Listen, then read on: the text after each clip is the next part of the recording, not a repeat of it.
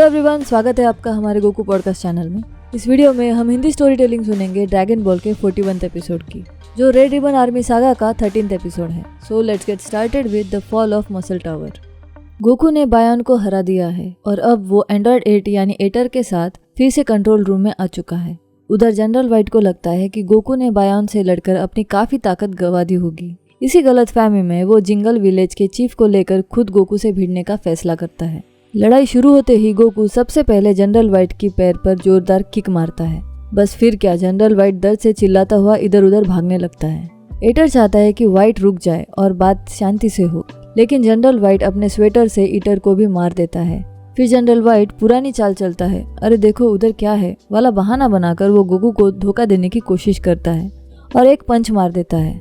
लेकिन गोकू मुस्कुराता और कहता है कि ये तो उसे गुदगुदी जैसा लगा। इसके बाद गोकू पलटकर एक जोरदार घूसा मारता है और जनरल वाइट हवा में उड़ते हुए दूर जा गिरता है। जनरल वाइट को तभी गोकू की पूंछ दिखाई देती है। वो चालाकी से गोकू की पूंछ पकड़ लेता है।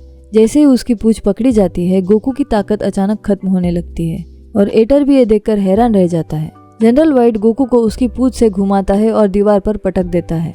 कुछ मिनट बाद गोकू फिर से संभल जाता है, अपनी ताकत वापस पा लेता है और जनरल वाइट को जमीन पर गिराकर दबा देता है। वाइट चारों तरफ देखता है, फिर उसकी नज़र अपनी डेस्क पर रखी एक बंदूक पर पड़ती है। वो जल्दी से बंदूक उठाता है, उसे चुपचाप अपने पीछे वाली जेब में छुपा लेता है और फिर हार मानने का नाटक करता है। वो दरवाज़ा खोलकर चीफ को बाहर आने देता है। चीफ दरवाजे के पास ही कान लगाकर सुन रहा होता है।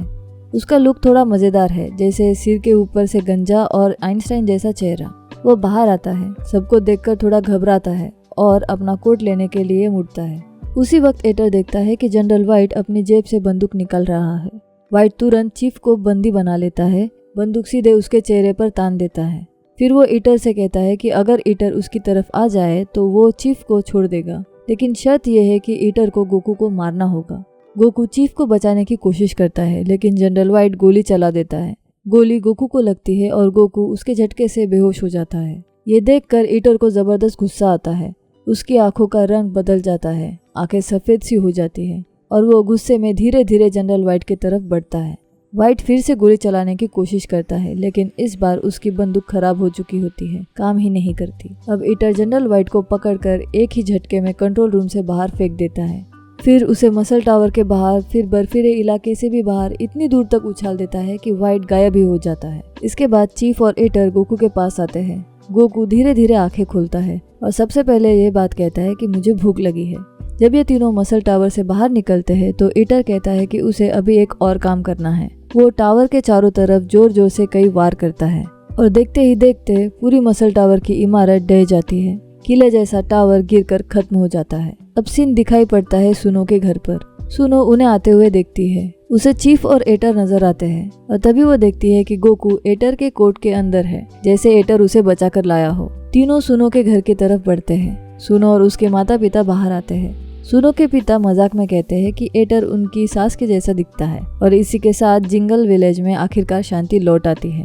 और इसके आगे की कहानी दोस्तों हम जानेंगे नेक्स्ट संडे को।